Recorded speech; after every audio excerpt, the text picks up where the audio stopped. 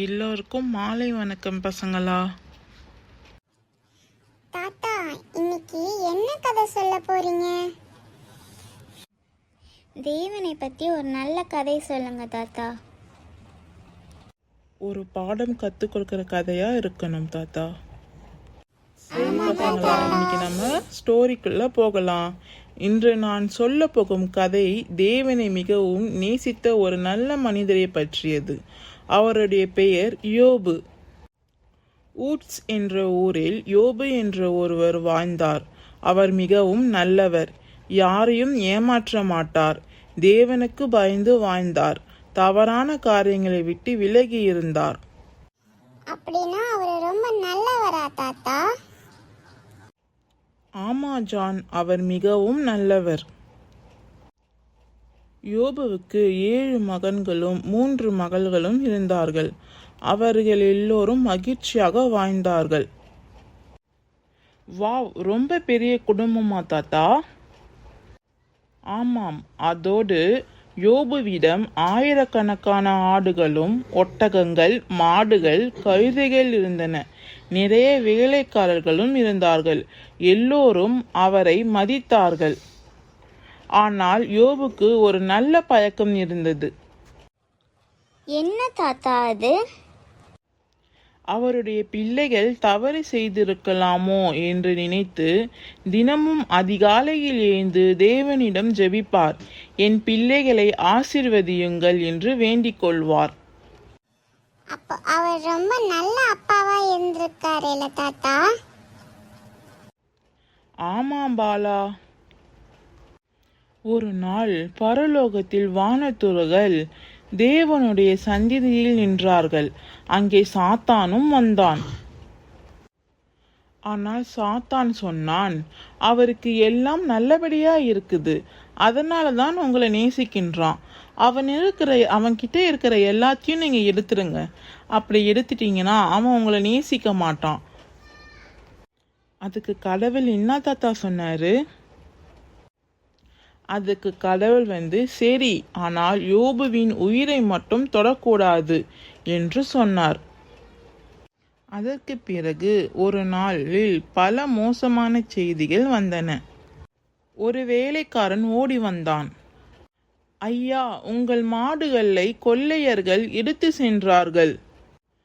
அவன் பேசிக்கொண்டிருக்கும் போதே இன்னொருவன் வந்தான். உங்கள் ஆடுகள் எல்லாம் அழிந்து போயின. அவன் பேசிக்கொண்டிருக்கும் போதே மற்றொருவன் வந்தான். அவன், உங்கள் ஒட்டகங்களையும் கொள்ளையர்கள் எடுத்துச் சென்றார்கள் என்று கூறினான். அதற்கு பிறகு இன்னொருவன் அழுது கொண்டே வந்தான். ஐயா, பெரிய காற்று வீசியது. உங்கள் பிள்ளைகள் இருந்த வீடு இடிந்து விழுந்தது. அவர்கள் எல்லோரும் இறந்து விட்டார்கள். ஓ தாத்தா, அப்புறம் என்னாச்சு? பாவம் தாத்தா, யோபு அவர் ரொம்ப அழுதுருப்பாருல்ல? ஆமாம், யோபு மிகவும் துக்கப்பட்டார். ஆனால் அவர் தேவனை திட்டவில்லை. யோபு மண்டியிட்டு தேவனை வணங்கினார். இன்னான்னு தாத்தா வேண்டினாரு? யோபு இப்படிதான் வேண்டினாரு.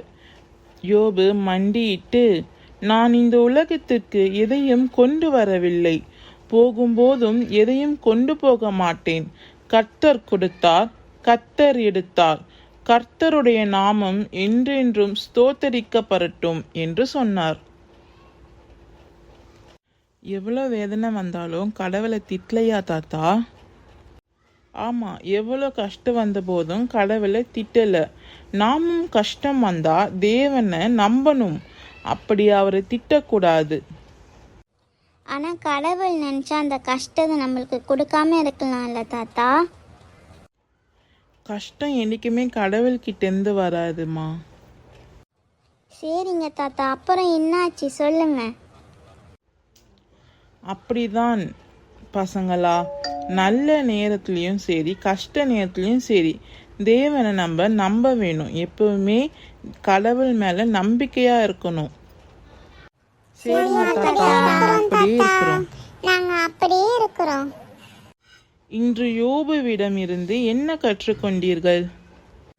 நல்லவர்களுக்கும் கஷ்டம் வரலாம், ஆனால் தேவன் நம்மை விட்டு போக மாட்டாருன்னு கற்றுக்கணும் தாத்தா. எப்பவுமே என்ன நடந்தாலும் தேவனை நம்பணும்னு கத்துக்கணும் தாத்தா. நம்மளுக்கு சோதனை வரும், ஆனா கடவுள் நம்மளை கைவிட மாட்டாருன்னு தெரிஞ்சுக்கணும் தாத்தா. சரியா சொன்னீங்க குழந்தைகளே. நினைவில் வைத்துக் கொள்ளுங்கள், நாம் சந்தோஷமாக இருந்தாலும் கஷ்டமாக இருந்தாலும் தேவன் எப்போதும் நம்மளோடு இருக்கின்றார். அவரை நம்புகின்றவர்களை அவர் ஒருபோதும் கைவிட மாட்டார். சரிங்க தாத்தா, நாங்க எல்லாரும் வீட்டுக்கு போறோம். நாளைக்கு சந்திக்கலாம். சரிங்க பசங்களா, பத்திரமா வீட்டுக்கு போங்க. நாளைக்கு நம்ம மிச்ச கதையை பார்க்கலாம். God bless you, my child.